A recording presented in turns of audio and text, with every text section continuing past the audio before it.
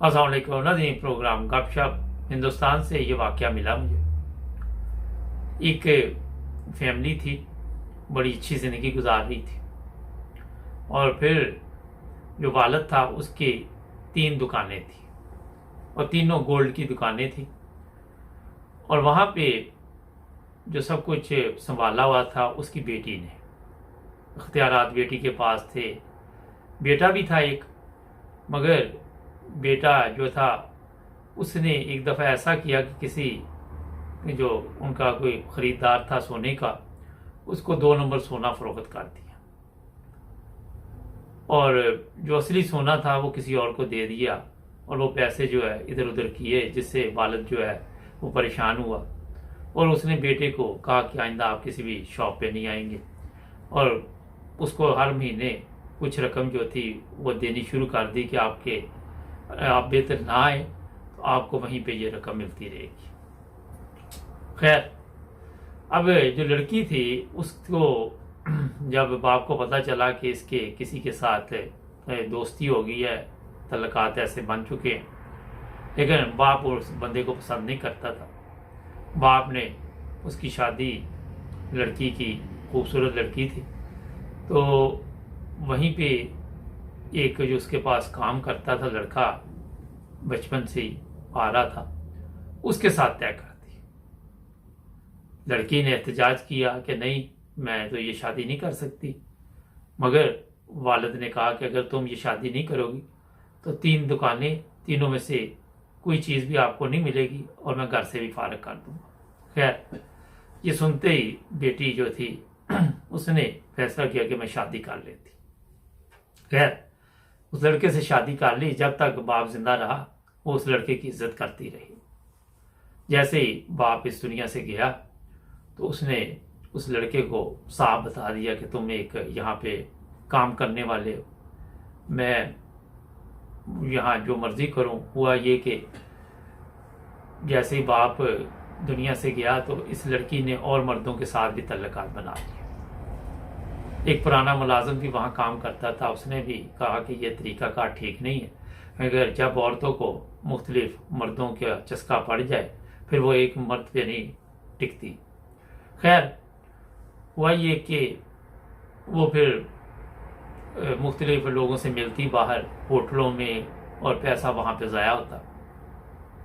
फिर एक दिन आया कि उसने अपने मियाँ से, जो उसके बाप ने शादी की थी, लड़की का ऐलान कर दिया। 2 बच्चे भी थे उसमें से। अब प्रॉब्लम वहाँ पे ये हुई कि जो ज़ाहिर औरत थी, पैसे वाली थी, उसको बगैर कुछ दिए लिए वहाँ से चलता किया और जो नया दोस्त उसने बनाया, कहा कि मैं इसके साथ शादी करूँगी। और जिस घर में ये रहती थी वहाँ ज़ाहिर इसका भाई भी रहता था, वालिद का घर था, तो इकट्ठे रहते थे। वालदा भी साथ रहती थी, मगर वालदा काफ़ी बूढ़ी हो चुकी थी। तो अब प्रॉब्लम ये हुई कि ये अपने बच्चे जो होते थे दोनों, वो अपने जो इसके भाई की बीवी थी, जो बच्चों की ममानी लगती थी, उसके हवाले कर देती। वो तशद्दुद करती, बच्चों से काम लेती और इसी चक्कर में बच्चों ने सोचा कि उन्हें बाप के पास चले जाएंगे, यहाँ पे तो हालात बहुत ख़राब है। कभी उनको कमरे में बंद कर देना, कभी वॉशरूम में बंद कर देना, मारना, सीढ़ियाँ साफ करवानी, पोछा लगवाना, ये करवाना, वो करवाना। खैर, हुआ ये कि एक दिन इतला मिली कि जो इसका पहला खामन था, जिससे इसने तलाक ली थी, उसको किसी ने मार दिया। खैर, पुलिस आई, पुलिस ने इंक्वायरी की, इन पे भी शक किया गया। इसका नया दोस्त था जो, उस पर भी शक किया गया। तो पुलिस की नज़र में एक चीज़ सामने आई कि जो लड़की, जो औरत थी शादी जिससे कर रही थी, वो उससे 10-15 साल छोटा था। अब पुलिस सोच रही थी कि ये 15 साल छोटे बंदे के साथ शादी क्यों कर रही है। यहाँ पे कोई ना कोई बंदे का लालच होगा, कोई ना कोई वजह होगी, मगर कोई ऐसी चीज़ सामने नहीं आ रही थी। फिर जब ये पुलिस के हवाले की गई औरत, पुलिस ने इसके पूछगिछ की तो पीछे से जो ममानी थी बच्चों की, उसने ज़बरदस्ती अपनी माँ से जो वो सास थी उससे कहा कि ये प्रॉपर्टी सारी हमारे नाम करवाए, अब वो जेल चली गई, उसने आना नहीं है। और इस तरह वो बच्चे भी दोनों देख रहे थे। उनमें से जो बड़ी बेटी थी वो होगी कोई 12-14 साल की, वो अपने बाप के पास गई और बाप को कहा कि हमें अपने घर रख लो, क्योंकि वहां हमारे साथ ये सलूक होता है। और बाप ने इनकार किया। खैर वो बच्चे घर छोड़ के बाहर निकल आए। जब बाहर निकल आए तो वहां पे इसने अपने छोटे भाई को बता दिया कि जो हमारे बाप की मौत है वो मेरे हाथों से हुई। छोटी बच्ची ने कहा। वो कैसे हुई? कहती मैं गई थी तो मैंने वालिद को कहा कि आप हमें अपने पास रख ले, तो वालिद ने कहा मैं नहीं आपको संभाल सकता। और इस तरह वहां पर कुछ लोहे की चीज पड़ी हुई थी, इसने अपने वालिद के सर पे दे मारी और उसकी वहां वफात हुई, मर गया वहां पे। खैर पुलिस ने जब इंक्वायरी की तो एंड पे ये लड़की ने बता भी दिया कि ये मेरे से हुआ था। और फिर ये भी बताया कि मैंने अपने छोटे भाई को मार दिया। वो कहता था मैं पुलिस को बताऊंगा। वो 2-3 साल छोटा था, इससे उसके सर में पत्थर लगाया, वो भी मर गया। इसलिए इसने खुद भी अपने आप को जख्मी किया ड्रामा करने के लिए।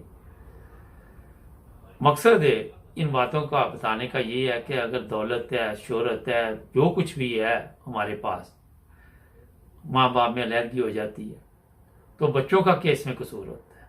उस वक्त बाप भी कहता है मेरी जिम्मेदारी नहीं, माँ कहती है मेरी जिम्मेदारी है, मगर माँ लोगों के हवाले बच्चे करके चली जाती है।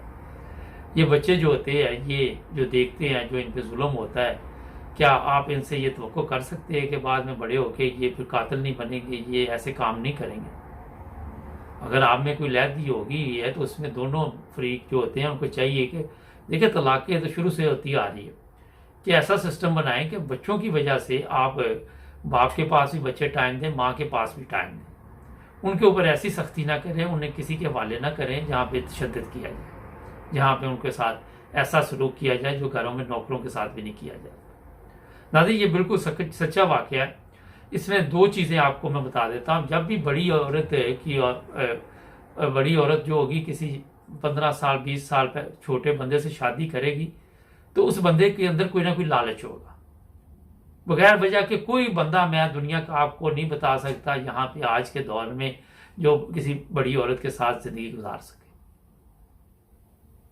क्योंकि जो हमारी माशरे में औरतें हैं वो वैसे ही जल्दी अपना 40 साल की अगर भी होती हैं तो उनमें वो बातचीत नहीं रहती जो मर्द चाहता है। तो हर मर्द की कोशिश होती है कि मेरे से छोटी बीवी हो मेरी, या जो भी हो। तो ये वक्ती तौर पर एक लज्जत लेने के लिए ये औरतें भी ऐसे कदम उठाती हैं और मर्द जो हैं फिर यहाँ से फ़ायदा उठाते हैं कि ये एक मालदार औरत है, इससे फ़ायदा उठाया जाए। और फिर उसके नताइज ये निकलते हैं कि जब इश्क सर पे चढ़ जाता है तो घरों के घर जो हैं वो उजड़ जाते हैं।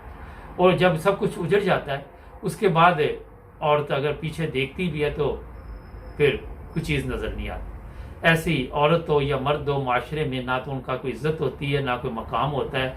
और जो औलाद उन्होंने पैदा की होती है, वक्ती तौर पर औरतें ये समझ रही होती है कि ये औलाद मेरे साथ है, मगर आहिस्ता आहिस्ता वो भी किनारा कशी कर जाती है क्योंकि उनको भी दिलचस्पी नहीं रहती। मैं इसलिए इस तरह के प्रोग्राम लेके आता हूँ कि इसमें आप भी देखें कोई ना कोई मकसद, कोई ना कोई फ़ायदा, कोई ना कोई सबक होता है हमारे प्रोग्रामों में। नाज़रीन कल फिर एक नए प्रोग्राम के साथ आपकी खिदमत में हाजिर होंगे। जुड़े रहें 9 न्यूज़ टीवी इंटरनेशनल के साथ। हमारे चैनल को भी सब्सक्राइब करें। मिलेंगे कल।